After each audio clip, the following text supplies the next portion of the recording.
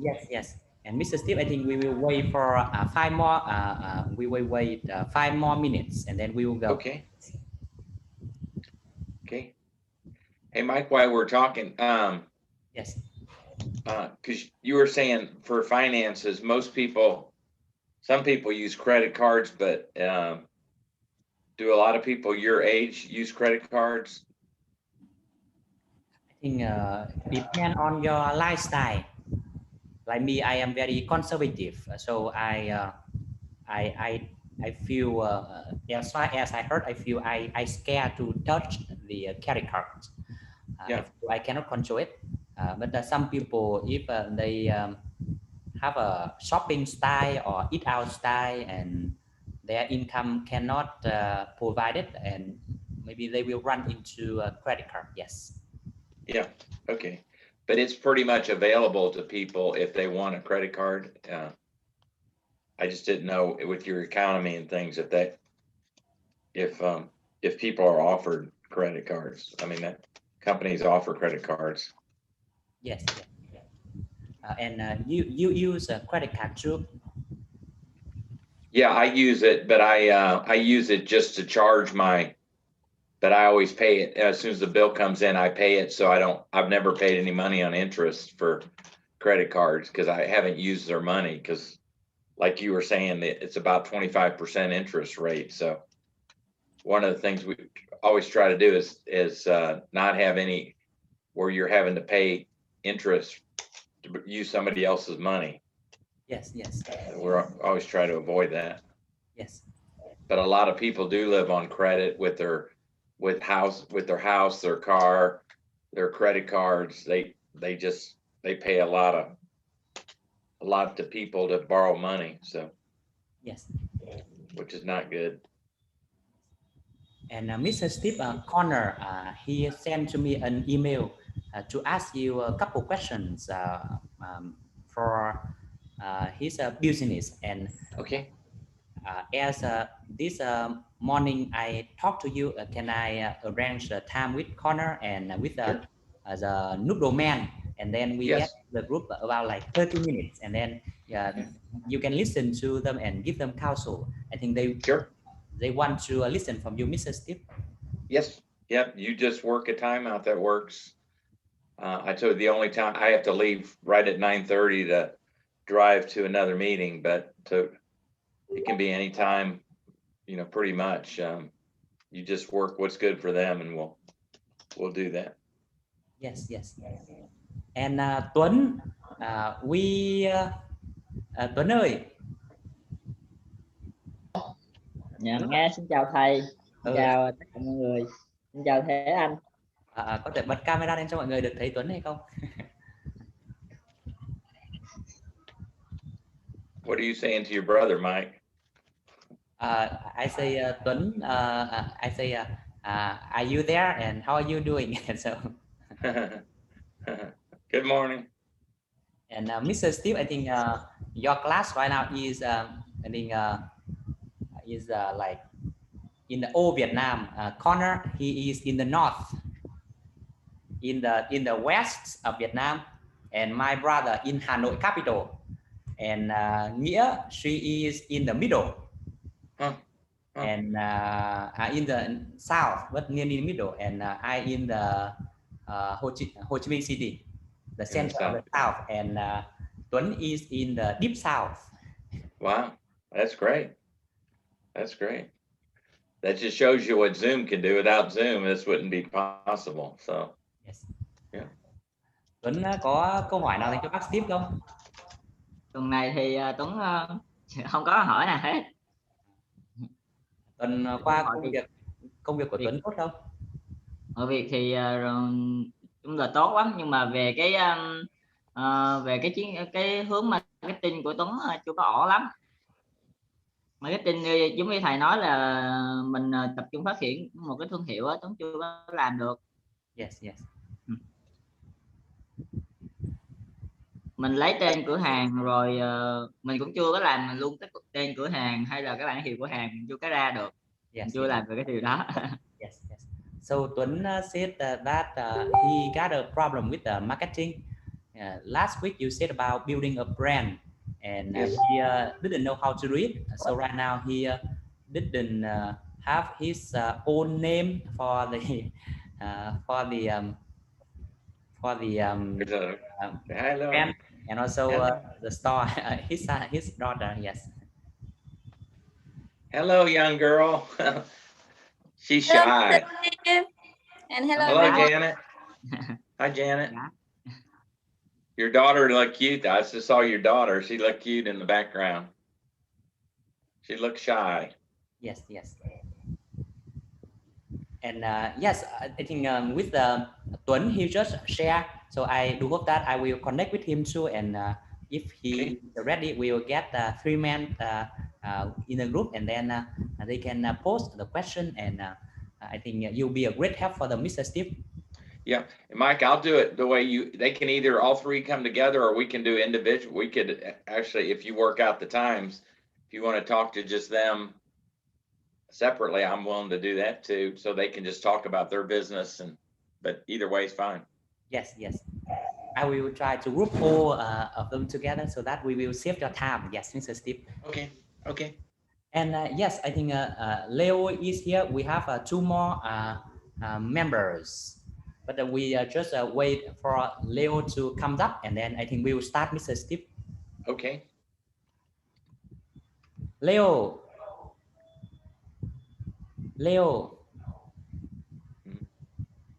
Anh Thuyên.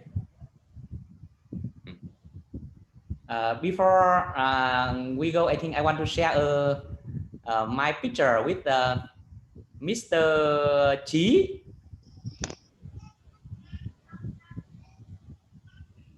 Yesterday I went to Mr. Chí restaurant, and we had a time together. Wow. And Mr. Chí, he did a wonderful job in decoration, in the organizing, and the restaurant is very nice, clean and clear. The noodle is wonderful, and he has a wonderful heart to serve people, and always smile and be kind and gentle. So one of the best service I got recently. And here's his noodle. That looks good. That looks really good. Yes. That looks like a really good meal right there. Yes. Let me ask people to see if people ready or not. Anh Thuyên.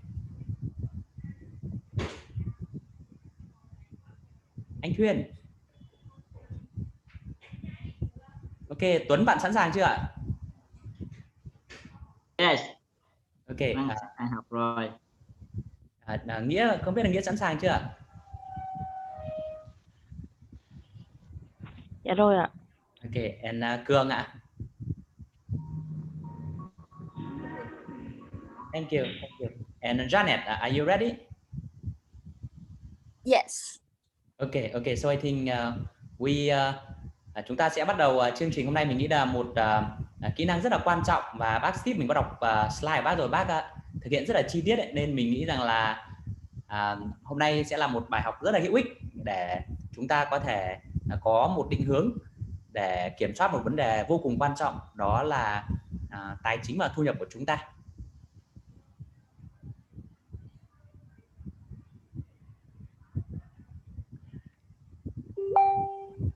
Yes, Mr. Steve, we are ready. Okay. So this week's lesson is going to be on financial planning. And what I would like to do is to kind of teach you, give you my wisdom of being 63 years old and working through finances, to give you some tips and principles that I think will help you. And we'll talk about those today, and cover the first step. I'm saying I'm going to show you 4 steps. So today we'll go mostly over the first step, and then come back next week and continue with the second, third, and fourth step. But my hope is, I think I'm going to teach you some new things that you probably have never been taught about money today.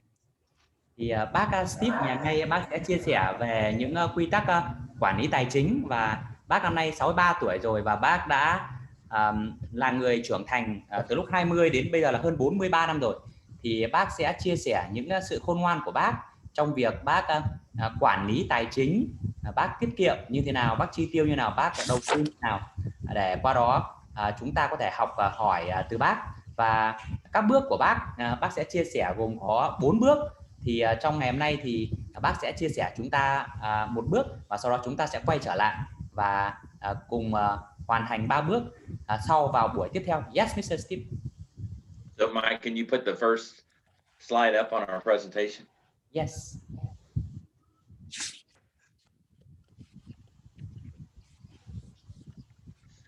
Okay. So these are things I've learned from my experience. Đây là những điều bác Steve học hỏi từ kinh nghiệm thực tế của bác. So I'm a good example, just to share some things from my life. First, I grew up with a single mom, and I was poor by the United States standards. Maybe not to the world standards, but by our standards, I grew up poor. Yes. Thì bác Steve là một ví dụ rất tốt về việc đó là bác sinh trưởng trong một gia đình không được hướng dẫn về mặt tài chính, và bác sinh trưởng một gia đình mà bố mẹ bác ly hôn và bác chỉ sống có một mình thôi, bác chỉ sống với mẹ thôi. Và ở Mỹ thì gia đình bác thuộc diện là gia đình nghèo. Yes, Mr. Steve. And also my mother received financial help from the government to help our family with food and necessary items. So we depended on the government growing up for financial help. Và ở Mỹ thì họ có những chương trình gọi là trợ cấp xã hội, vì mẹ của bác Steve nuôi con một mình, nên chính phủ Mỹ thì có đưa ra những hỗ trợ tài chính cơ bản để bác Steve và gia đình có thể có thực phẩm và những nhu yếu phẩm cần thiết cho cuộc sống hàng tháng. Yes, Mr. Steve. But one of the things I might have a identical twin brother, and we were the first to go to college in our family. So we were the first ones to have an education, a college education in our family. Và bác Steve thì có một người anh trai sinh đôi, và gia đình bác cũng rất là nghèo, và trước đây thì không ai đi học cao cả, nhưng rất có ơn phước khi bác Steve và người anh trai sinh đôi của bác là hai người đầu tiên trong gia đình của bác học cao đẳng. Yes, Mr. Steve. So I want people that might not have money now, especially young people, to think that they're going to always be poor. If they're poor now, they don't have to be. And just because you're poor now doesn't mean you can't manage your finances and do well as you get old if you'll adopt some good principles. Yes. Thì tôi muốn khích lệ một số bạn trẻ ở đây. Có thể các bạn nghĩ rằng các bạn đang nghèo, các bạn chưa có tiền, nhưng nếu các bạn học cách quản lý tài chính một cách khôn ngoan thì các bạn sẽ không ở trạng thái này mãi, và ở tương lai có thể bằng việc quản lý tài chính khôn ngoan và công việc của bạn phát triển thì các bạn sẽ có một nền tài chính vững chắc và khỏe mạnh. Yes, Mr. Steve. And this next point is very, very important. It's very true. Money will not buy you happiness, but it provides some security for your basic living needs. But money will not buy you happiness. If you think you're going to make a lot of money and you'll be happy, you'll not be happy when you make a lot of money. Thì ở đây bác Steve muốn chia sẻ đó là tiền thì không có mang lại hạnh phúc, nhưng khi chúng ta làm việc chăm chỉ và chúng ta biết tiết kiệm và quản lý tài chính một cách hợp lý thì chúng ta sẽ luôn luôn đáp ứng được những nhu cầu cơ bản của chúng ta và gia đình, và đó là trách nhiệm của chúng ta. Yes, Mr. Steve. And let me say that again for emphasis. Money will not buy you happiness. Và tôi muốn nhắc lại một điều này, đó là tiền thì không mang lại hạnh phúc cho các bạn. Yes. Okay. And I did not start understanding about finances or planning until I graduated from college and got married to my wife. Và thực sự tôi muốn chia sẻ đó là tôi thì không hiểu cách quản lý về tài chính cho đến khi tôi học xong cao đẳng và sau khi mà tôi kết hôn thì tôi bắt đầu tìm hiểu, còn trước đó thì tôi không có khái niệm. Yes, Mr. Steve. And when I first had my job from college, my first full-time job, I wanted to spend all my money right away that I made, but my wife was good. She understood about saving money and would not let us spend all of our money on new things. Yes. Và công việc đầu tiên của tôi sau khi mà tôi kết thúc cao đẳng là một công việc rất tốt, và tôi khi mà tháng lương đầu tiên tôi nhận được và tôi có vợ thì theo thói quen đó là tôi muốn tiêu hết cái số tiền đó.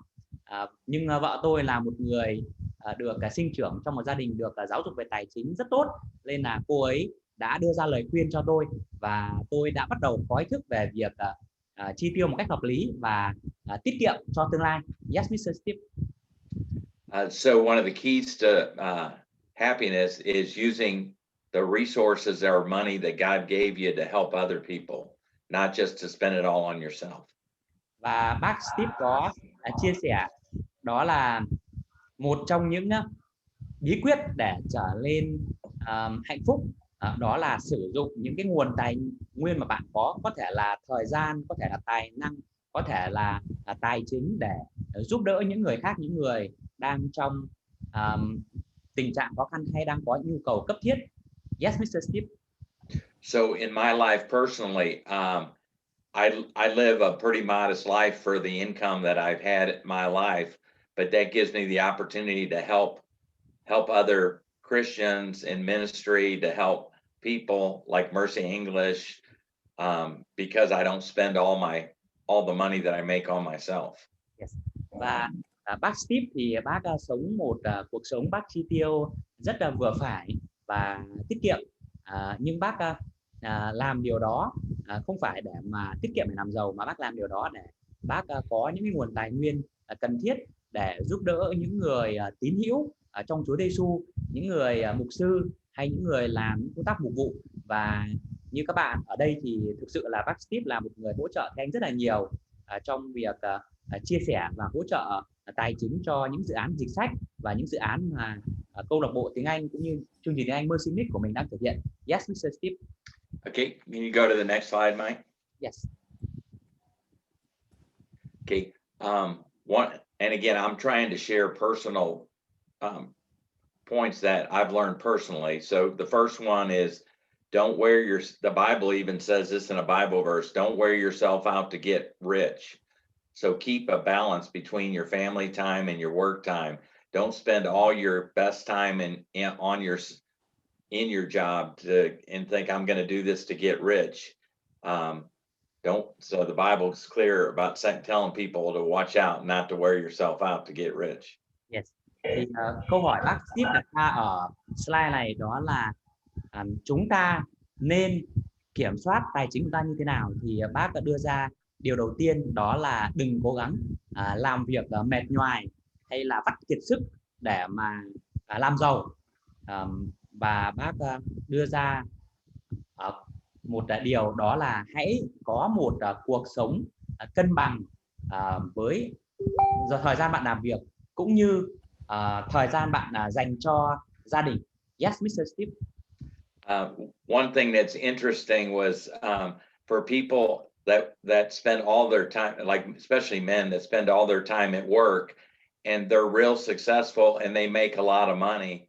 A lot of times they don't spend their time with their kids, and their kids don't grow up. They grow up kind of spoiled, and they don't get a lot of attention from their father. And then when the father dies and gives inheritance to the kids, they usually don't spend it well.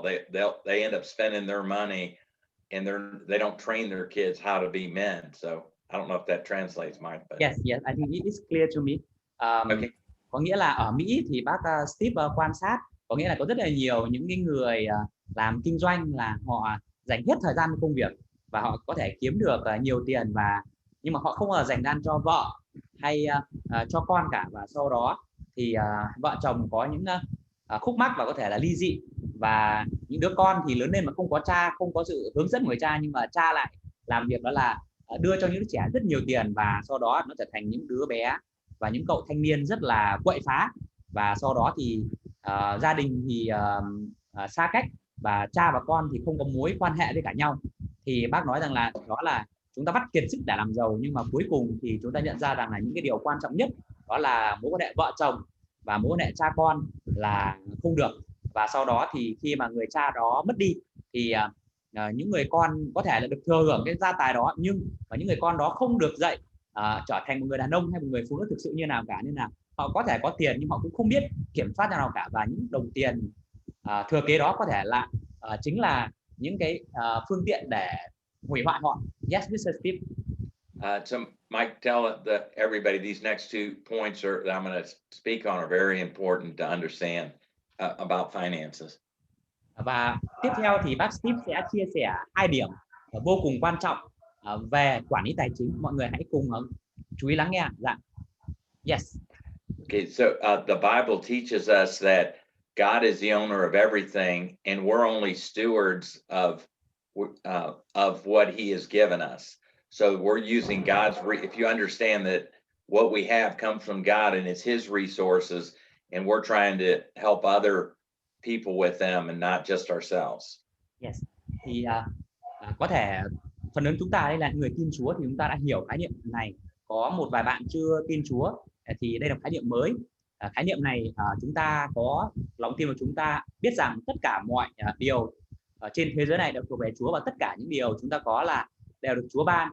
Vì vậy chúng ta thì không sở hữu của cải hay tài năng của chúng ta, mà chúng ta chỉ là người quản gia thôi, là Chúa cho phép chúng ta được nắm giữ trong một khoảng thời gian thôi.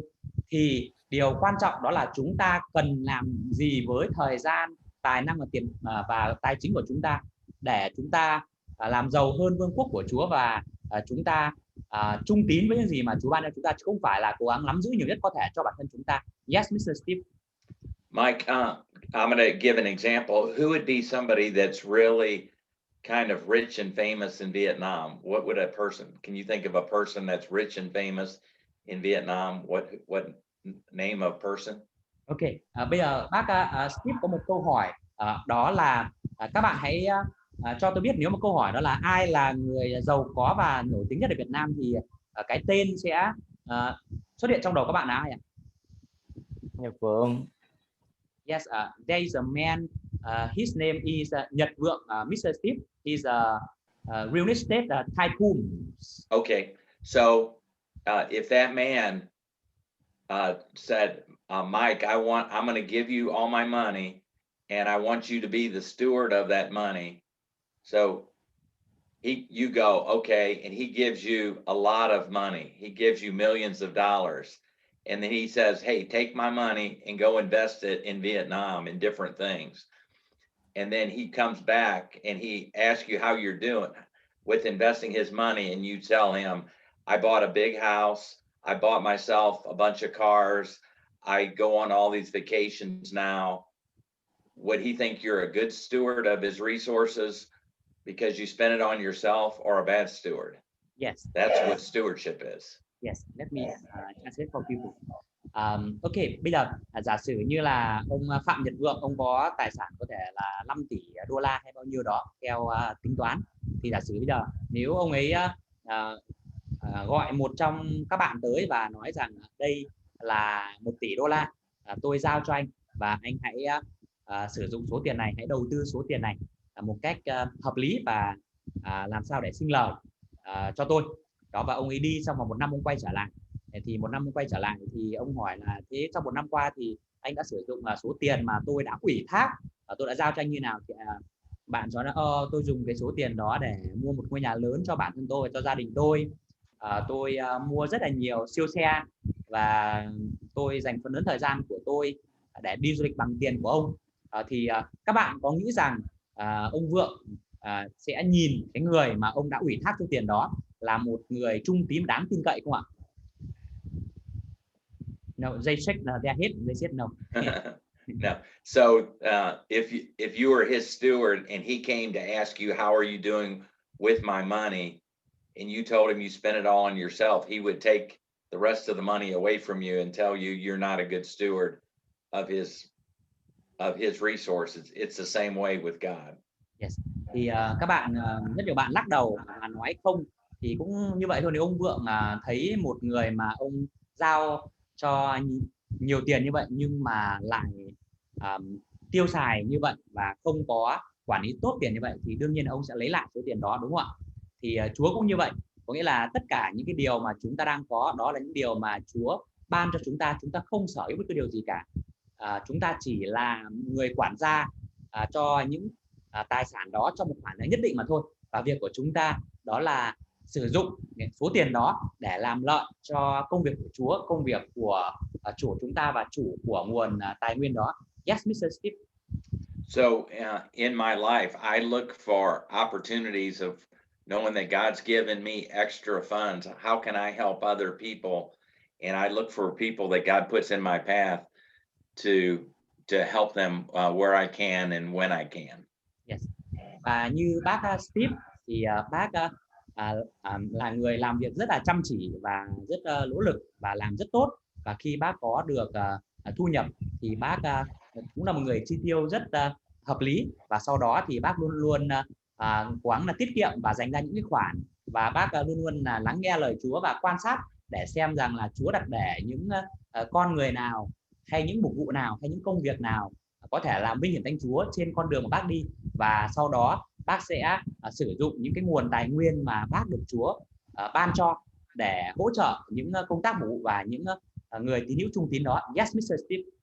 So the secret to financial success is giving to others.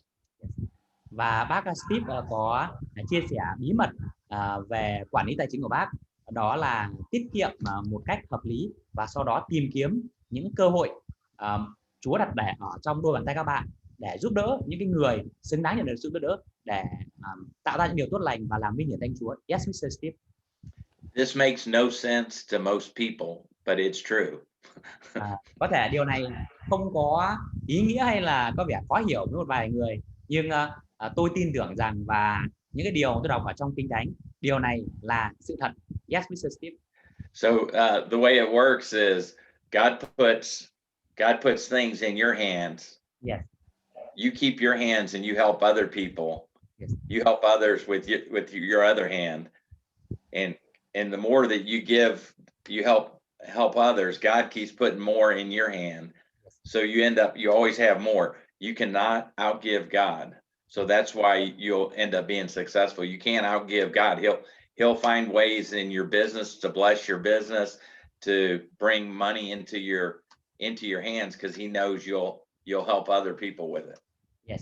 Thì bác Steve có minh họa như này, có nghĩa là Chúa ban cho chúng ta hai bàn tay, và một bàn tay đó là Chúa luôn là đặt những cái của cải và những nguồn tài nguyên vào đôi bàn tay, một bàn tay của chúng ta trước, và việc còn lại của chúng ta đó là chúng ta trao những cái gì mà Chúa ban cho chúng ta cho những người khác qua bàn tay còn lại, và chúng ta cứ làm như vậy. Và một điều tuyệt vời trong đức tin của chúng ta và bác Steve đã kinh nghiệm, đó là khi mà chúng ta gửi cho người khác giúp người khác hơn, thì Chúa lại đặt nhiều hơn vào đôi bàn tay ban đầu của chúng ta, và đó là một quá trình tương tự, có nghĩa là khi chúng ta là những người tìm kiếm những công việc mà Chúa đang làm và giúp đỡ mọi người, thì Chúa sẽ ban phước cho công việc kinh doanh của chúng ta, và Chúa sẽ thực hiện những điều thần kỳ trong công việc kinh doanh của chúng ta. Và có một câu nói trong tiếng Anh đó là we cannot outgive God, có nghĩa là chúng ta thì không thể nào mà cho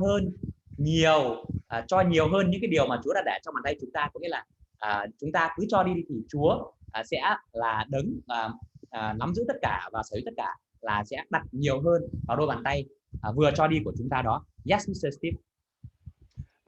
Just as this is a personal example, I retired from Coca-Cola 11 years ago. Có một ví dụ tôi muốn chia sẻ với các bạn như thế này, đó là tôi thì đã nghỉ hưu tại Coca-Cola 10 năm trước rồi. Yeah, I've lived on my retirement now for 11 years from Coca-Cola, and I freely give as God gives to me to help other people that are in need and help business or whoever God kind of puts in my path. Yes. Và tôi thì bây giờ tôi sống dựa vào lương hưu mà công ty Coca-Cola gửi cho tôi. Tôi sống như vậy 10 năm rồi, và tôi luôn tìm kiếm cơ hội để cho đi, để giúp đỡ những người tín hữu Chúa hay những công tác mục vụ mà Chúa đặt để trên con đường đi của tôi? Yes, Mr. Steve. After the end of 11 years, I have, even after giving a lot, I have more money in my retirement account than I did 11 years ago. Và các bạn có thể thông tin đó là sau khi mà bác Steve là một người luôn luôn giúp đỡ mọi người, và khi bác thấy những mục vụ hay những người mục sư cần giúp đỡ thì bác giúp đỡ rất nhiệt tình và bác giúp đỡ rất nhiều. Nhưng các bạn có thể thông tin đó là sau 11 năm mà bác không có làm việc Coca-Cola nữa, bác nhận lương hưu ít hơn. Nhưng mà sau 11 năm thì tình hình tài chính của bác lại tốt hơn 11 năm trước khi bác còn làm việc chính thức và nhận lương 100%. Thì đó là điều bác Steve muốn chia sẻ. Yes, Mr. Steve. And the reason there was more money in there is because the stock market has gone up in the United States a lot during that time, but God worked it out. So that's the way that he's using to give me more money so I can give more money. So that might sound unusual to somebody, but that's what I'm telling you. The more you give, God finds a way to give you money to help, so you'll help other people. Yes. Trong trường hợp khác thì nghĩa là ở Mỹ thì có một loại hình đầu tư rất dài hạn, và nếu chúng ta là những nhà đầu tư khôn ngoan thì chúng ta sẽ có cơ hội gia tăng nguồn tài chính ra rất lớn, đó là đầu tư vào thị trường chứng khoán. Vì thị trường chứng khoán Mỹ là một thị trường chứng khoán rất là ổn định trong một thời gian dài. Vì vậy là bác từ khi còn trẻ, mỗi lần bác tiết kiệm tiền thì mình có thấy là các bác người Mỹ thì các bác đều đặt một phần nhỏ trong một phần lương và bác đầu tư vào những chứng khoán của những công ty có uy tín, và bác đầu tư liên tục như vậy trong hàng chục năm. Thì sau khi bác nghỉ hưu thì có thể là bác không nhận lương toàn bộ, chỉ nhận lương hưu của công ty thôi, nhưng sau 11 năm thì những chứng khoán bác đầu tư đó thì tăng giá lên nhiều lần. Thì bác nói rằng đó là cách mà Chúa làm việc khi chúng ta có sự tiết kiệm, có sự đầu tư cách khôn ngoan và luôn luôn sẵn sàng cho đi. Chúng ta cứ cho đi, còn Chúa sẽ có cách để mà gửi lại chúng ta nhiều hơn những cái gì mà chúng ta đã cho đi. Yes, Mr. Steve. And also not only giving financially, but also giving of your time to help people. You might have more time than money to help people. And then also using your talents that God's given you, things you're good at to help other people. So it's not only financial giving, but it's also helping other people do things that you're gifted in doing that others can't do.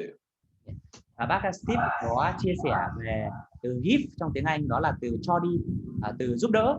Thì cho đi giúp đỡ thì không chỉ đơn thuần đó là về tài chính, mà còn có thể về thời gian. Có nghĩa là có những bạn có những thời gian rảnh và các bạn có thể dành ra để trò chuyện, để chia sẻ, để động viên mọi người, để giúp đỡ. Và có những bạn có những cái tài năng riêng, có thể là về vấn đề tài chính các bạn không thể gửi đi nhiều thời điểm hiện tại, nhưng các bạn có những kỹ năng, có những cái điều gì đó các bạn mà có thể tạo ra sự thay đổi, sự khác biệt cho đời sống của mọi người và tốt hơn. Thì các bạn hãy cho đi điều đó, hãy cho đi thời gian của các bạn, hãy cho đi tài năng của các bạn, và Chúa sẽ có cách để có thể gửi tới các bạn nhiều hơn những cái gì mà các bạn đã gửi đi. Thì như bác Steve nói là we cannot outgive God, nghĩa là chúng ta không thể cho nhiều hơn những cái điều mà Chúa để trong bàn tay chúng ta. Vì vậy là hãy cứ cho đi, và Chúa sẽ là người để gửi lại nhiều hơn những gì mà chúng ta đã cho đi. Yes, Mr. Steve. Okay, can we go to the next slide, Mike? Yes, please wait for 1 second.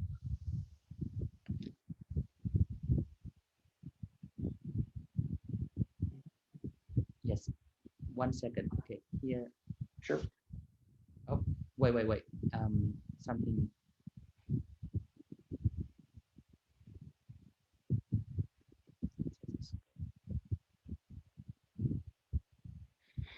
Yes. Okay.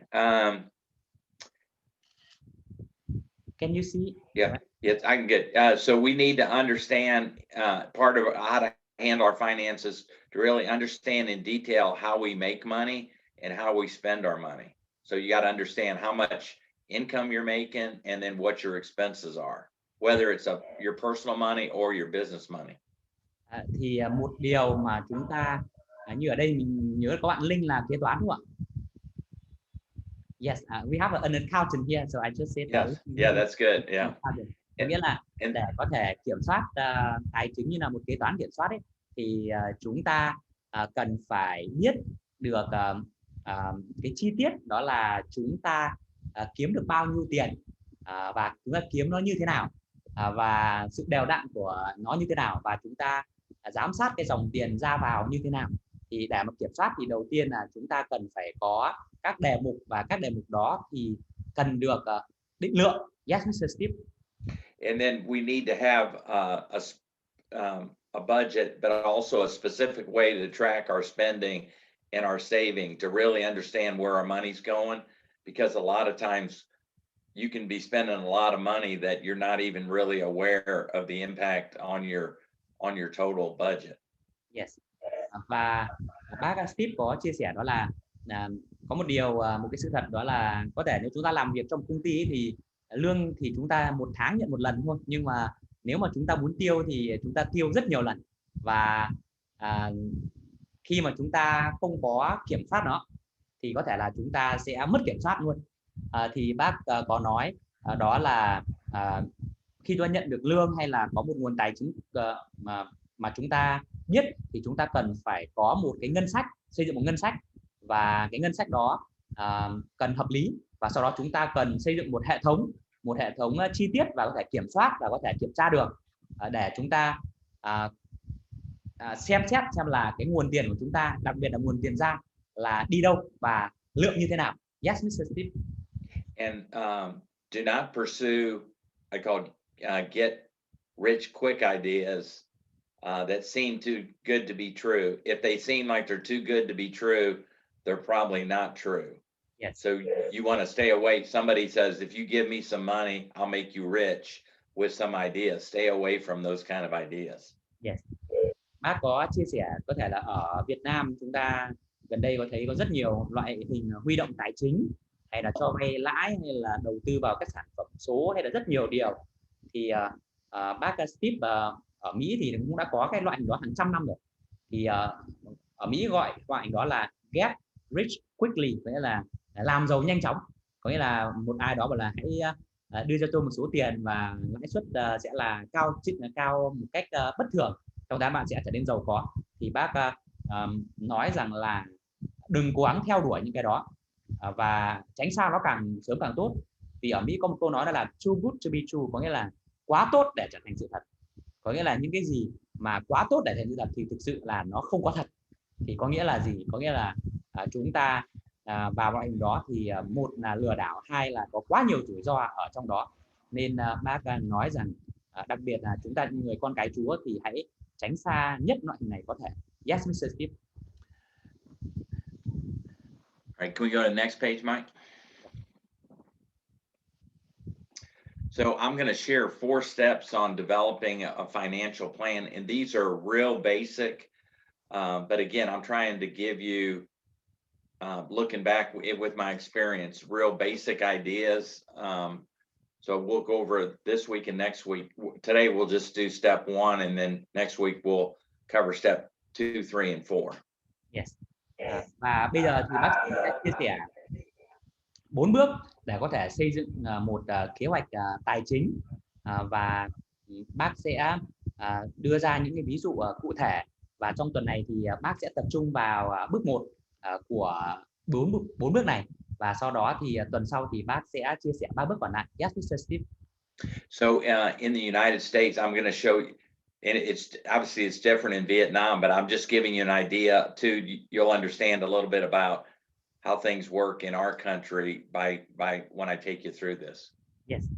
Và bây giờ tôi sẽ chia sẻ bước đầu tiên, đó là thấu hiểu tình hình tài chính hiện tại của bạn. Và vì tôi là người Mỹ và tôi biết ở Mỹ và Việt Nam có những sự khác biệt, nhưng tôi sẽ chia sẻ trong cái bối cảnh của người Mỹ, và sau đó chúng ta sẽ cùng học về cách tư duy, có thể là các hạng mục khác nhau, nhưng về cách tư duy quản lý thì các bạn đều có thể áp dụng được bất kể ở Mỹ hay ở Việt Nam. Yes, Mr. Steve. So in our country, so you look at how much money do you make for what you work, and do that on a monthly basis, like how much income or money do you does your company or your job pay you? Yes. on a month per month. Thì bước đầu tiên để hiểu về tình hình tài chính của bạn thì chúng ta có thể là giả sử trong trường này là chúng ta làm việc cho một công ty và mức lương hàng tháng, mức thưởng hàng năm là chúng ta có thể tính toán được. Vì vậy đó là bước đầu tiên để kiểm soát, đó là chúng ta cần phải biết rằng chúng ta hàng tháng hoặc là trong tổng một năm thì nhận được bao nhiêu thu nhập từ công việc của chúng ta. Yes, Mr. Steve. So in our country, you have a gross amount they call gross, how much that you've agreed to pay. So a good salary would be, for example, $50,000 per year. That would be a gross amount. But in our country, we have we have 3 taxes that the government takes out of our paychecks, and you have to understand what your net amount after your taxes are. And I'll explain that. Yes. Thì bác dùng từ gọi là gross amount, đó là thu nhập ban đầu, gọi là thu nhập mà theo sự cam kết của công ty mà bạn nhận được. Ví dụ là ở Mỹ, thu nhập của một người có thể là công ty cam kết là một năm tôi sẽ trả anh là $50,000, nhưng đó là thu nhập ban đầu chứ không phải là thu nhập mà số tiền họ nhận được. Vì ở Mỹ thì họ có 3 tầng thuế mà bác sẽ giải thích đặc biệt ở Mỹ, đó là thứ nhất là thuế thu nhập liên bang, các bạn đóng thuế cho chính phủ Hoa Kỳ. Thứ hai là thuế bang, với là các bạn phải đóng thuế cho bang bạn đang sinh sống, như đóng thuế cho tỉnh ấy. Và tiếp theo nữa đó là đóng thuế để phục vụ cho việc lương hưu khi về già. Thì thu nhập ban đầu là một con số, nhưng mà thu nhập mà bạn thực lãnh thì lại là một con số khác và ít hơn. Yes, Mr. Steve. So in our country, at our national level or federal, based on your income, you have to pay 10% to 50% of your income of what you make to the Internal Revenue Service, the IRS, so to the government. Yes. Thì ở Mỹ thì mức thuế đầu tiên mà các bạn không thể nào mà tránh được, đó là mức thuế thu nhập liên bang, có nghĩa là bất kể là bạn kiếm được bao nhiêu, khi có sổ sách thì bạn sẽ phải trả một mức thuế thu nhập liên bang từ 10% đến 50% tổng thu nhập bạn nhận được, và mức thuế này là chi trả cho cục thuế nội địa Mỹ. Yes, Mr. Steve. So and we also pay a state. So I live in the state of Georgia. 6% of our income we pay to the state for services that, like the roads and maintaining bridges and all those kind of things that in our state. We pay 6% of our income additionally to the federal taxes of our income. Yes. Ở Mỹ thì còn một mức thuế thứ hai là mức thuế thấp hơn, đó là mức thuế đóng cho bang. Như ở Việt Nam thì đóng cho tỉnh, có nghĩa là bác Steve sống ở bang Georgia thì bang Georgia họ có một biểu thuế đó là 6% thu nhập. Thuế này để phục vụ cho việc sửa đường, đèn đường hay cảnh sát hay những cái dịch vụ công cộng khác. Và sau thuế thu nhập liên bang là từ 10 đến 50%. Thuế thu nhập tiểu bang là cố định 6%, vì vậy là luôn luôn là bạn phải đóng một mức thuế từ 16 đến 56% thu nhập của bạn. Yes, Mr. Steve. And then lastly, we have a thing called Social Security where the government at age 65 and over sends a check per month, a paycheck, but we have to pay into that 13% of our income our whole lives, and then we receive a retirement check from the government when we're 65 years old. Yes.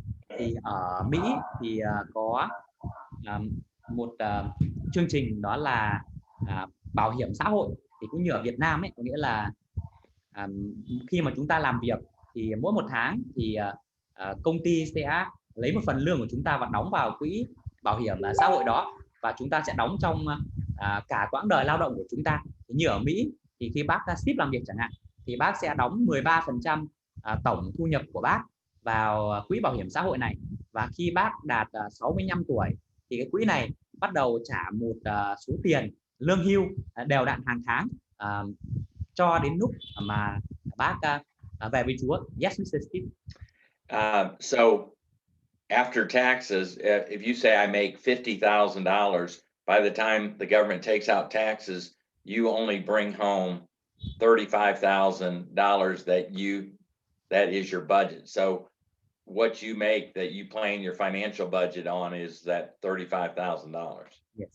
Giả sử như là một người trẻ có mức thu nhập ở Mỹ mà theo sổ sách giấy tờ đó là công ty trả $50,000 một năm, nhưng sau khi trừ đi 3 mức thuế, đó là thuế liên bang, thuế tiểu bang và thuế để cho bảo hiểm xã hội, thì có thể người đó chỉ nhận lại được nhận được tổng là $35,000 mà thôi, và $35,000 đó là số tiền mà bạn có thể chi tiêu.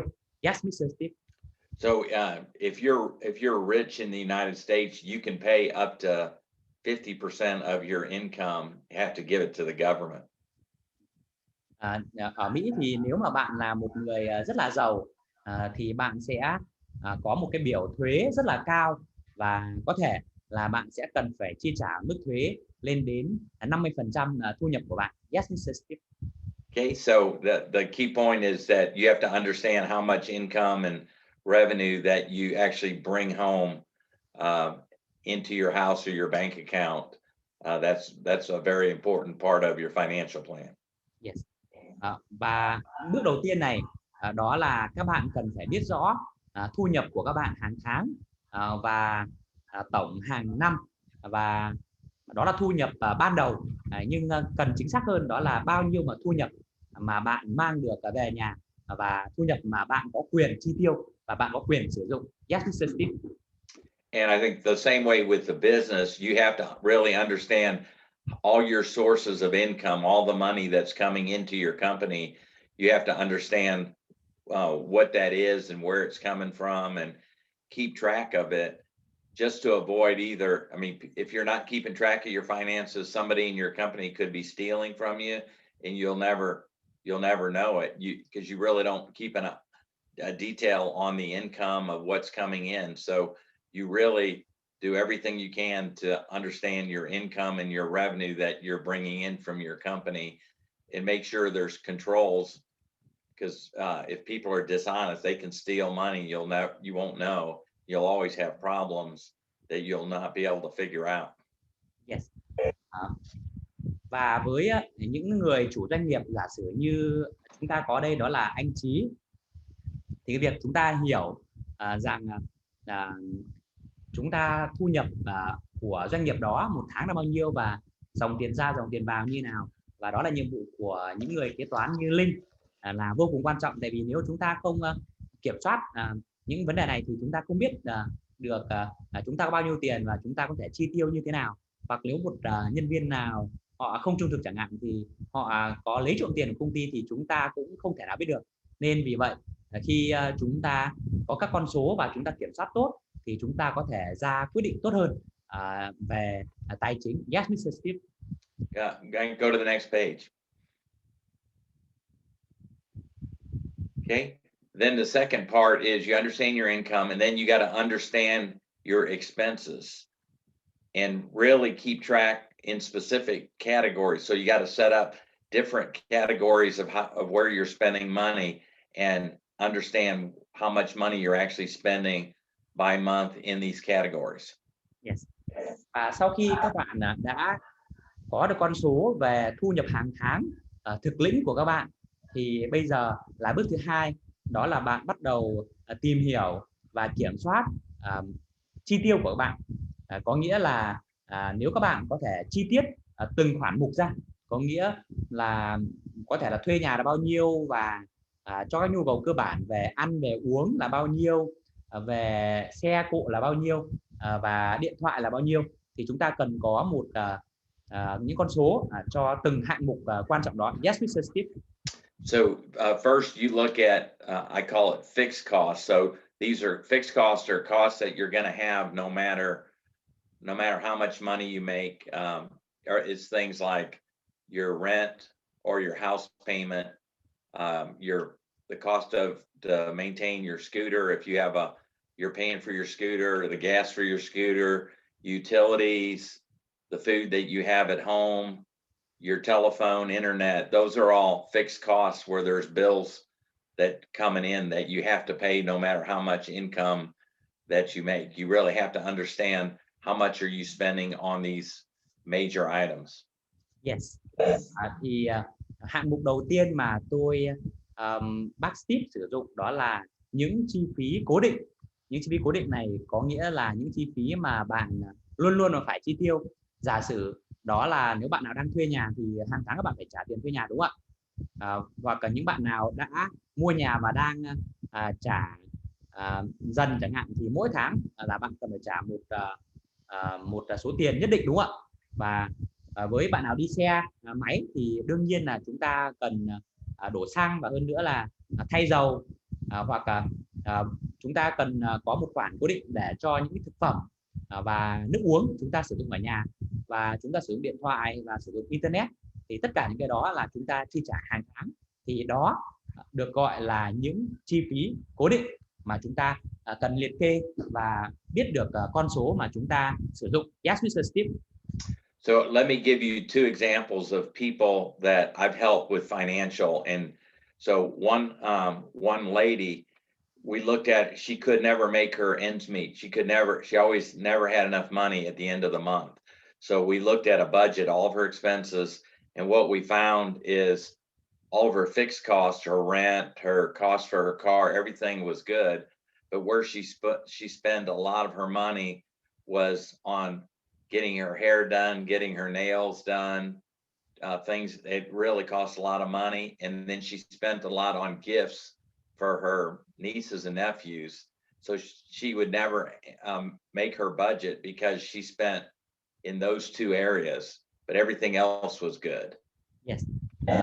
Tôi sẽ lấy ví dụ về hai người mà tôi đã tư vấn và giúp đỡ họ về mặt tài chính. Người đầu tiên đó là tôi giúp đỡ một người phụ nữ, người mà luôn luôn đến cuối tháng là không còn tiền, và cô ấy đến nhờ sự giúp đỡ. Thì bắt đầu chúng tôi trò chuyện một cách thành thật, và chúng tôi đưa ra hỏi các câu hỏi, và cô ấy đưa ra các con số. Thì cô ấy thuê một ngôi nhà vừa phải, phù hợp với quy hoạch của cô ấy, đó là tốt. Cô ấy đi một chiếc xe cũng không quá đắt tiền và không quá tốn xăng, vì vậy khoản đó tốt. Nhưng có những cái chi phí khác, như giả sử như là cô là phụ nữ nên cô thích làm đẹp, nên là cô đi cắt tóc rất là nhiều, đi nhuộm tóc rất là nhiều, đi gội đầu rất là nhiều, và cô làm nail, làm móng rất là nhiều. Thì những chi phí đó là những chi phí không cần thiết, nhưng rất thường xuyên và chi phí rất cao. Thì đó là một khoản lãng phí mà chúng tôi tìm ra. Và sau đó thì tôi thấy chúng tôi tìm ra rằng là cô ấy rất là giàu cảm xúc, vì vậy là cô ấy mua rất là nhiều quà cho những bé trai và bé gái của cô ấy. Và vì vậy số tiền mua quà, những cái quà có thể là không cần thiết nhưng chỉ là niềm vui thôi, lại rất là nhiều. Và chính là hai khoản mục, thứ nhất là làm đẹp, và cái thứ hai đó là cảm xúc trong việc mua quà đã lấy đi cô ấy rất là nhiều tiền, và chính vì vậy là khiến cô ấy rơi vào cảnh luôn luôn là thiếu tiền vào cuối tháng. Yes, Mr. Steve.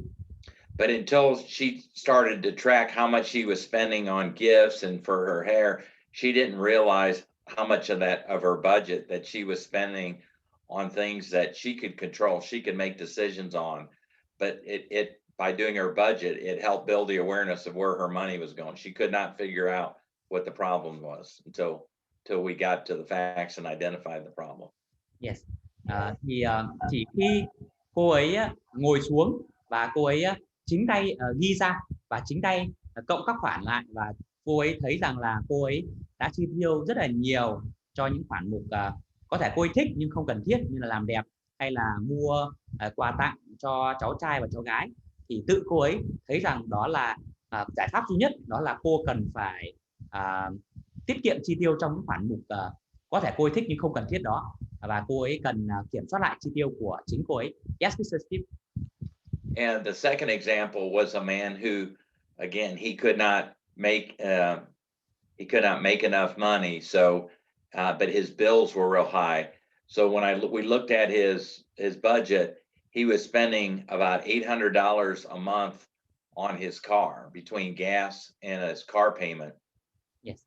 And I told him, basically you have to sell your car and get a less amount of a car to make your budget work. It was just one thing he had to do, and to get his budget. But when we identified his expenses, his major thing was his car was cost way too much money for what he could afford. He needed to sell that car and buy a car of less value to make his budget work. Ví dụ khác, người đàn ông mà chúng tôi tư vấn, anh ấy cũng gặp vấn đề về tiền và luôn luôn gặp khó khăn, tháng nào cũng vậy. Thì chúng tôi lại ngồi xuống và chúng tôi đặt câu hỏi và cậu ấy bắt đầu ghi ra các khoản mục, và một khoản mục mà cậu ấy đã dành rất nhiều tiền và lãng phí đó là cho chiếc xe. Và cậu mua một chiếc xe quá đắt tiền và mua trả góp, vì vậy là mỗi một tháng tiền để trả góp cho chiếc xe và tiền ga, tiền xăng đó là 800 đô.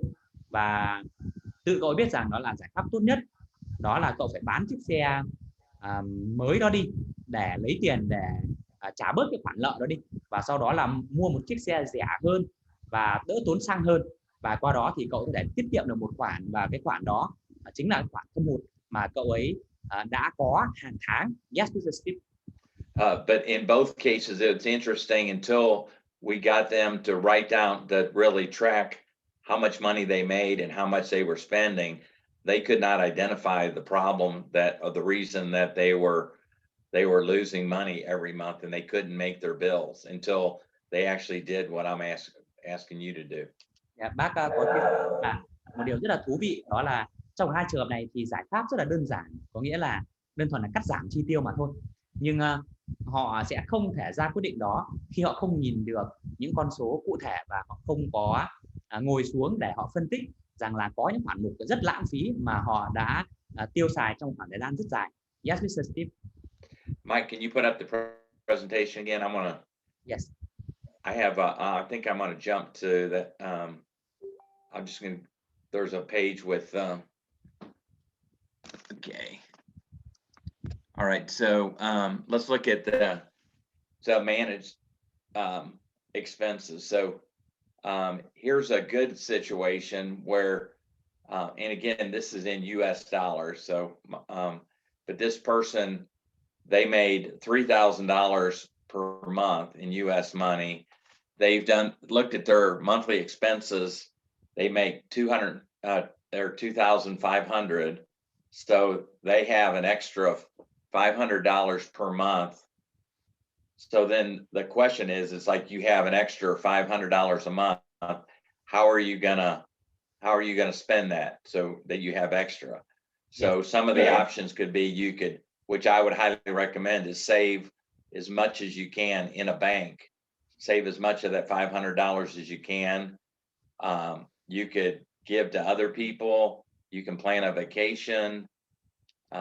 So Mike, you want to go ahead and translate that part of it? Thì tôi sẽ lấy cái này. Ví dụ là một người ở Mỹ có thu nhập đó là 3.000 đô một tháng, đó là tiền họ nhận được đấy, sau thuế, và sau đó thì họ tính toán đó là chi phí hàng tháng mà họ tiêu đó là 2.500 đô la, và sau đó thì cái số tiền mà họ còn dư mỗi tháng là 500 đô. Thì đây là một trường hợp rất là tốt, đúng không ạ? Tại vì đó là chúng ta có thặng dư mỗi tháng. Thì câu hỏi quan trọng đó là chúng ta sẽ sử dụng số tiền 500 đô thặng dư này như thế nào. Thì có một vài lựa chọn như thế này, đó là tiết kiệm ở trong tài khoản ngân hàng nhiều nhất bạn có thể. Lựa chọn thứ hai đó là hỗ trợ người khác, hoặc có một chuyến đi du lịch. Thì bác Steve có một gợi ý, đó là luôn luôn là hãy cố gắng có một ngân sách 6 tháng thu nhập, có nghĩa là như các bạn ở đây là một tháng là 2.500 đô la các bạn cần chi tiêu, thì hãy tiết kiệm một khoản khoảng tầm 6 tháng đó là 15.000 đô la, để luôn chắc chắn rằng bất cứ gì xảy ra, có thể là bệnh hay tai nạn hay mất việc, thì các bạn cũng có một khoản trong 6 tháng, để trong 6 tháng đó các bạn không thu nhập nhưng các bạn vẫn có cái số tiền đó để các bạn điều chỉnh để thích ứng. Yes, Mr. Steve. And I would suggest saving up to, try to save as much as 6 months of your income. I call it for emergencies, to have a fund of savings where if you lost your job or your company, that you're planning to, you have a amount of money saved on the side that can get you or your family through, I would say, at least 3 to 6 months of income for an emergencies or situation with your job. Yes. Thì bác tiếp có một lần nữa, đó là hãy luôn luôn cố gắng là tiết kiệm ít nhất là 3 đến 6 tháng số thu nhập của bạn để phòng cho những trường hợp khẩn cấp, có thể là mất việc hay là công ty gặp vấn đề về mặt tài chính hay những tình huống có thể là bất thường xảy ra, và lúc đó thì bạn luôn luôn có một khoản tài chính để xử lý và lên kế hoạch và chờ đợi để tình hình trở lên tốt hơn. Yes, Mr. Steve. Okay. So the key to change, there's only really two options when you're dealing with financial planning to change your financial situation. The first is you have to find a way to increase your revenue, and that could be you get a second job, you find a job that has better pay, so you increase your income, or you decrease your expenses. That's really the only two ways to change your financial situation. Và bác Steve có nói rằng nếu các bạn mong muốn cải thiện tình hình tài chính tốt hơn, có nghĩa là các bạn mong muốn có thể có nhiều tiền tiết kiệm và đầu tư hơn, thì có đơn giản là hai lựa chọn. Lựa chọn đầu tiên đó là gia tăng thu nhập của bạn, có thể bằng cách đó là bạn làm thêm một công việc thứ hai, dành nhiều hơn để làm việc, hoặc bạn chuyển một công việc khác mà nơi đó trả lương cao hơn, hay bạn có thể có một mô hình kinh doanh mới. Thì đó là cách đầu tiên để gia tăng thu nhập. Và cách thứ hai để cải thiện tình hình tài chính của bạn tốt hơn, đó là bạn giảm những cái chi tiêu không cần thiết. Yes, Mr. Steve. And you take care of your needs first. So a need is something that a basic necessity. You take care of all those first. A want is something that is nice, but it's not. It's something more that you want, like new clothes or a vacation. That's a want. So you always take care of your basic needs first with your finances, and then your wants. Not, you don't do your wants first and then not have enough for your basic needs. Yes, yes. Bác Steve vừa chia sẻ một sự lựa chọn khôn ngoan. Đó, lựa chọn có trong đây hai từ là need, đó là những cái nhu cầu cần thiết của chúng ta, và want đó là những cái điều mà chúng ta muốn, và nhiều lúc đó là chúng ta bị cám dỗ để chúng ta tiêu xài. Thì bác có nói cái sự khôn ngoan đó là luôn luôn là tập trung và quản lý tài chính của bạn để chi tiêu cho những cái nhu cầu cơ bản trước, có nhu cầu cấp thiết, đó là bạn cần phải chi tiêu những điều đó, và hạn chế những cái nhu cầu mà những cái điều mà chúng ta muốn nhưng mà thực sự chúng ta thấy rằng là có thể không cần thiết, và nó sẽ tiêu tốn của chúng ta rất nhiều tiền. Giả sử như là những gọi là mua những quần áo mới đắt tiền trong khi mình vẫn còn quần áo, hay đi những chuyến du lịch ở những địa điểm rất là đắt tiền và xa, và ăn những món ăn rất là đắt tiền chẳng hạn, thì đó là những cái điều mà chúng ta muốn nhưng thực sự là không cần thiết, và những cái điều đó sẽ ăn mòn thu nhập và tài chính của chúng ta rất là nhiều. Thì bác nói rằng cái sự lựa chọn khôn ngoan đó là tập trung những điều nhu cầu cơ bản trước để tiết kiệm trước và đầu tư trước, còn những điều chúng ta muốn thì chúng ta phải hạn chế một cách hợp lý, và đừng lựa chọn ngược lại, đó là lựa chọn thích cái gì là mua cái đó, muốn ăn cái gì ăn cái đó, và đi đâu đi đó, để đến cuối cùng là những cái nhu cầu cơ bản của chúng ta không có một nguồn tài chính tối thiểu để đáp ứng, và lúc đó thực sự là nguồn gốc của rất nhiều vấn đề đi theo sau. Yes, Mr. Steve. So a difference would be, to me, a need would be in Vietnam would be a scooter that's reliable for transportation to get around the city or go to your work or home. But a want might be like the fanciest, best scooter that's brand new, that has all the really nice extras on it. But if you get that's a need. So that's a want. So if you buy that, then it puts you in debt, or you can't meet your budget again. So that's the difference between a need and a want. Yes. Let me it, and I put two brand bikes to be clear. My bike is about like Honda, very cheap, and my bike about maybe $1,400 US. Yeah. But one bike we call like SH, about maybe $4,000 to $5,000 US. Yeah. That's a good example. The only difference is the SS bigger, and Yeah. can run faster, but in the city we cannot run fast. So Yeah. But again, it's part of it is a status symbol that people, if you drive the SH, they might think you're more successful. That's where sometimes it's people want to have people think they're successful. But thì yes, Mr. Steve, let me translate. Thì bác sĩ có đưa ra ví dụ đó là những cái điều cần thiết, chẳng hạn như ở Việt Nam thì cơ bản là chúng ta cần một chiếc xe máy để đi làm, đúng không ạ? Và có rất nhiều bạn chúng ta có những chiếc xe rất là đơn giản thôi, đó là xe của mình là Future tầm 30 triệu, của một vài bạn có xe Lead tầm là 35-40 triệu, bạn nào Vision tầm 35 triệu, hay Way là 20 triệu, hay là Sirius cũng tầm 20 triệu. Thì đó là những cái cơ bản trong một cái mức nào đó, và chúng ta thấy rằng là ổn để mua. Nhưng nếu bạn nào mà mức thu nhập không cao nhưng mà lại thích rằng là tôi phải đi chiếc xe đẹp nhất, trông hoành tráng nhất, bạn ấy mua SH chẳng hạn, khoảng tầm 100 đến 110 triệu, và sau đó bạn vay tiền để mà mua hay là trả góp chẳng hạn ấy, thì đó là bạn đã để cho cái ham muốn chiếc xe đẹp đó, và sau bạn đưa ra những lựa chọn tài chính trong trường này đó là không khôn ngoan, và đưa bạn ấy vào trong nợ nần và cầm tù bạn ấy. Yes, Mr. Steve.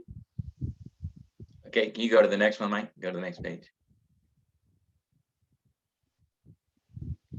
Okay, go one more. I think come back to that. Go down one more. Okay. I think we skipped one. There was a one I had with the negative. Go back. Can you go back 3? I think I skipped over one. Go back another one. Oh, can you go back? Okay, then go.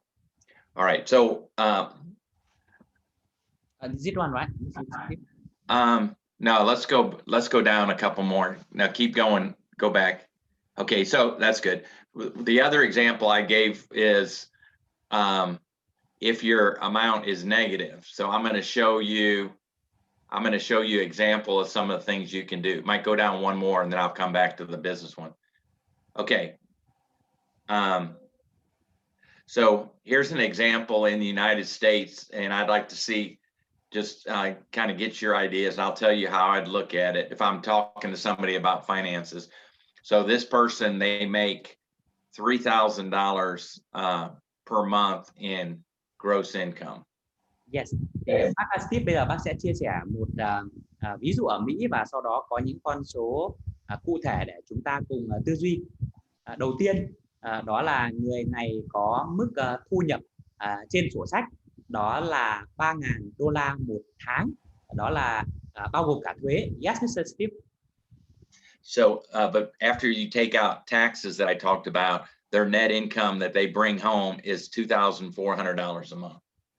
Nhưng sau khi mà người này chịu mức thuế trong điều này đó là 20%, thì người này nhận được thực lãnh đó là $2.400 một tháng. Yes, Mr. Steve. So these are a list. These are pretty, for somebody in the United States, would be pretty typical for making a car payment, for their rent, for food expenses. And I have it broken out: food when you're eating at home and food when you're dining out. So how much you spend on groceries for home, and then how much you spend when you go out to buy food. Yes.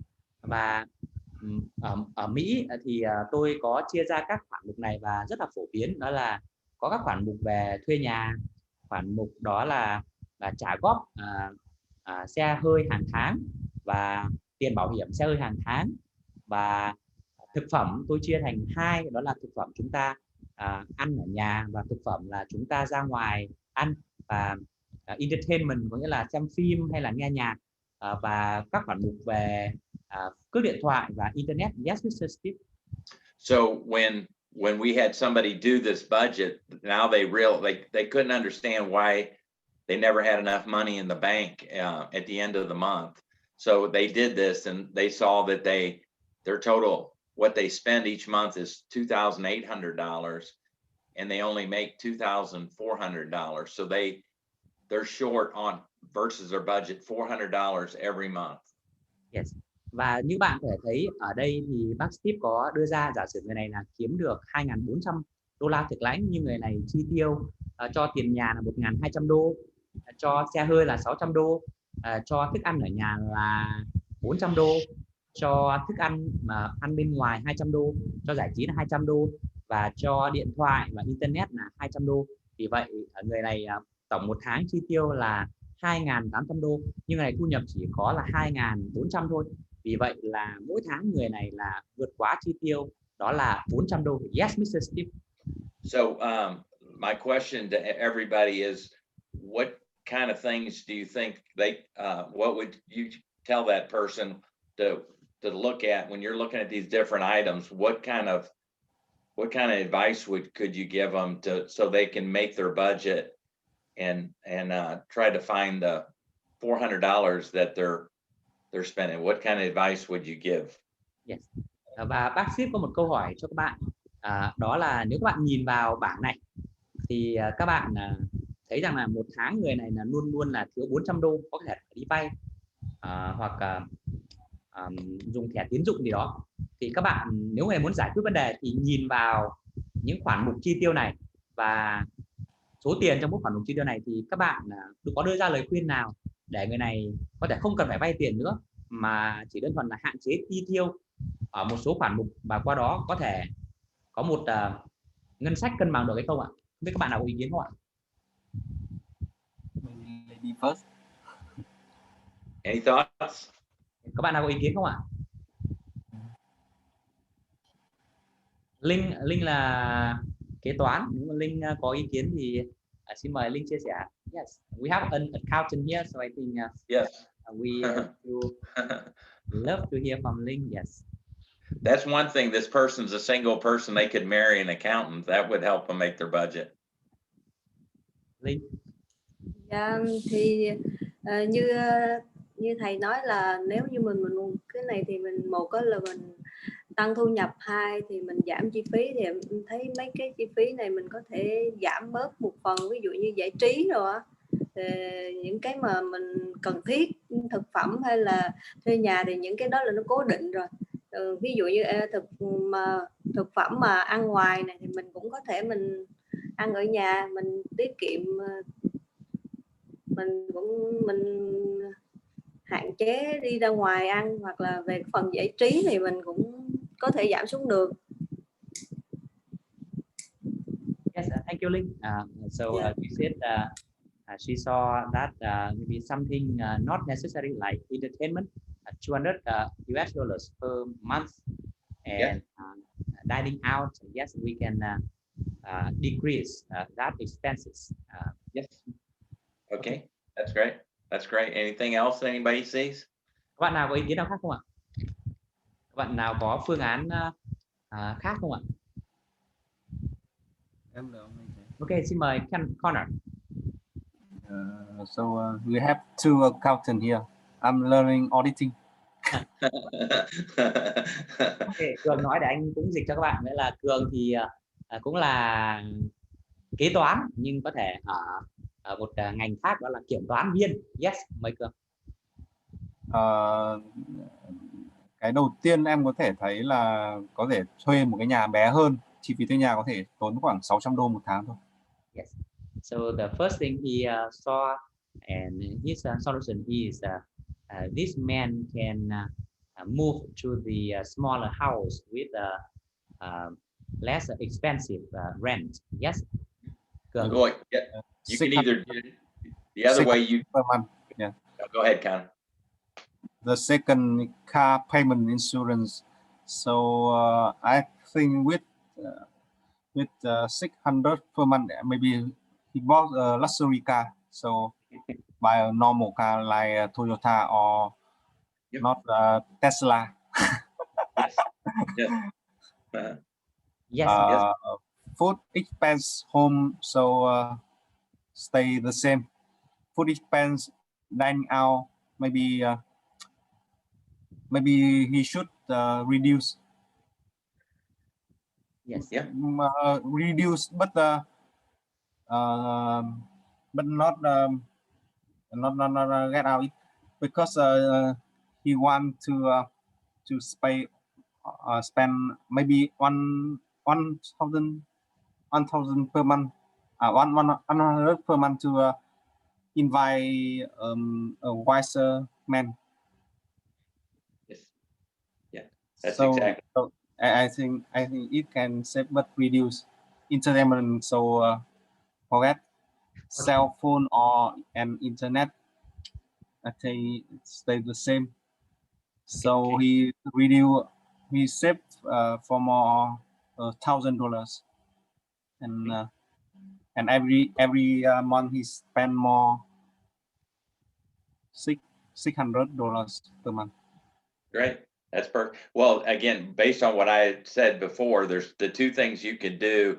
The first is you could make more income. So it could be saying, I want to do a second job, like deliver food delivery, or another take some kind of consulting job or something to increase your revenue. That's one way you could do it.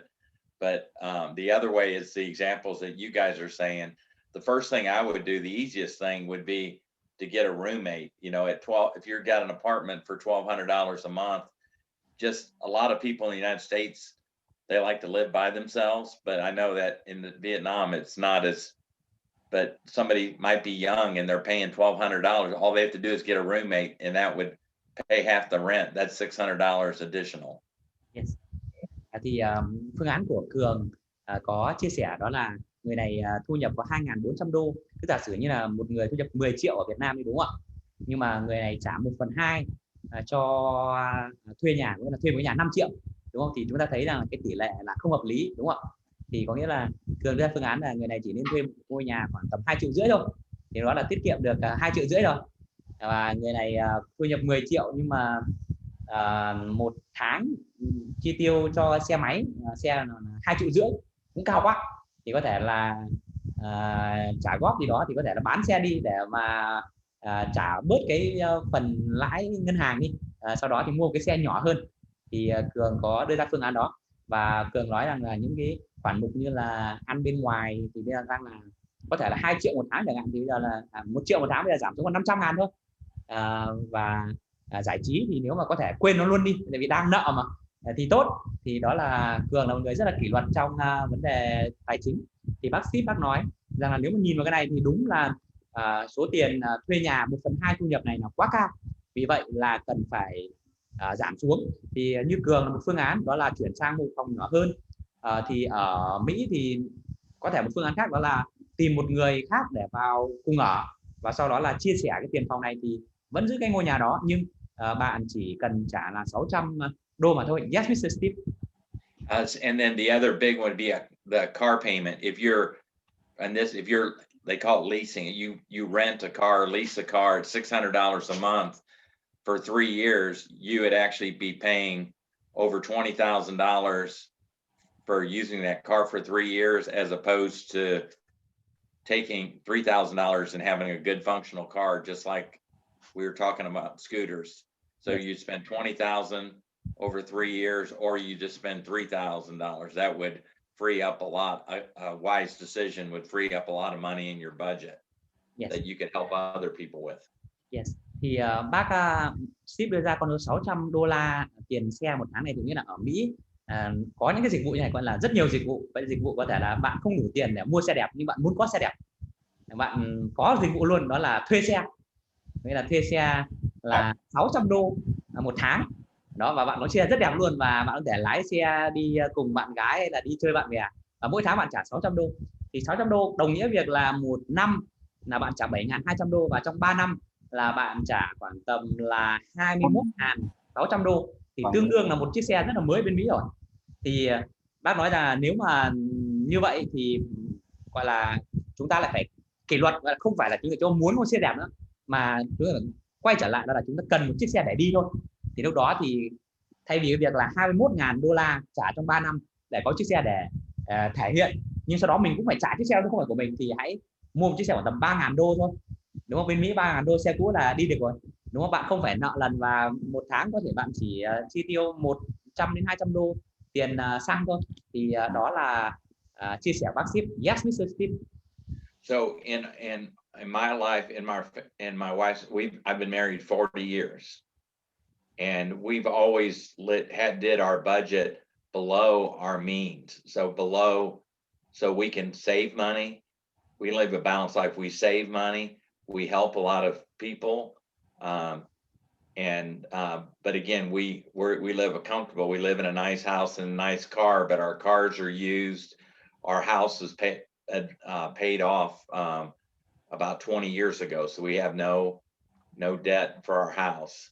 So our expenses are low, but our lifestyle is pretty low for the money that we made. Yes. Bác Steve bác có chia sẻ đó là từ khi mà bác Steve và vợ kết hôn thì hai bác đã lập kế hoạch tài chính rất là rõ ràng, nghĩa là không bao giờ các bác tiêu nhiều hơn thu nhập của hai bác, và các bác luôn luôn là tiết kiệm và đầu tư dài hạn và tìm cơ hội để giúp đỡ mọi người. Và trong chi tiêu thì hai bác rất là tiết kiệm, nhưng một điều tuyệt vời đó là bác rất cảm tạ Chúa vì hai bác có một ngôi nhà, và ngôi nhà này thì hai bác đã mua và trả hoàn toàn rồi, nghĩa là nhiều người vẫn phải trả hàng tháng tiền nhà, nhưng hai bác không phải trả tiền đó nữa, đó là sở hữu của hai bác rồi.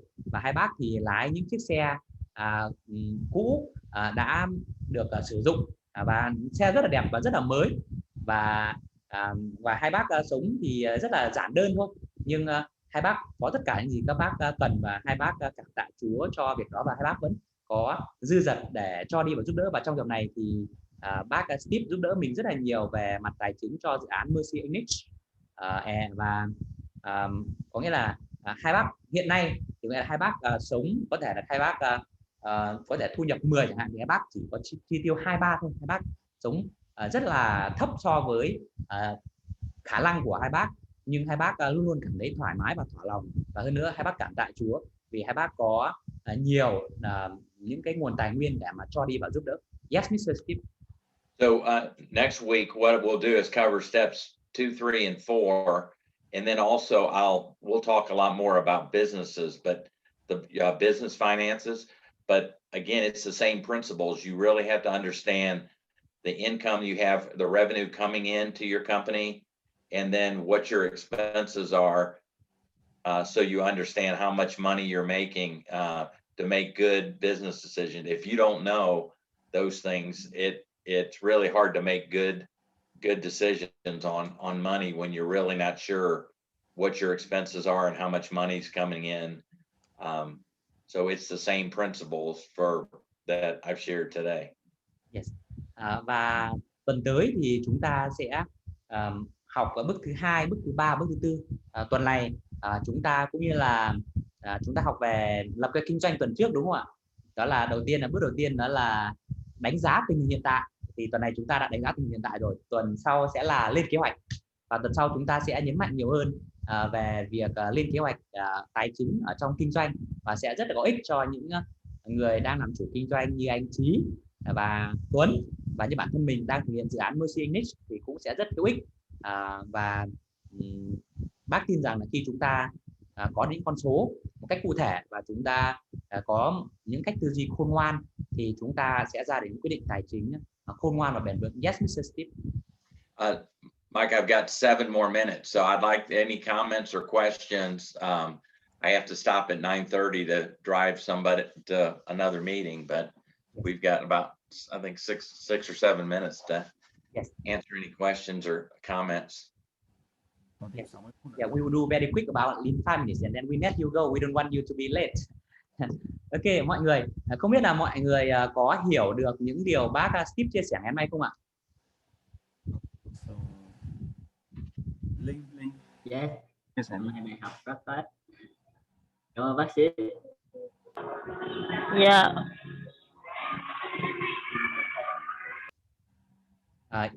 Mr. Steve, Tuấn share that your lesson today is very useful.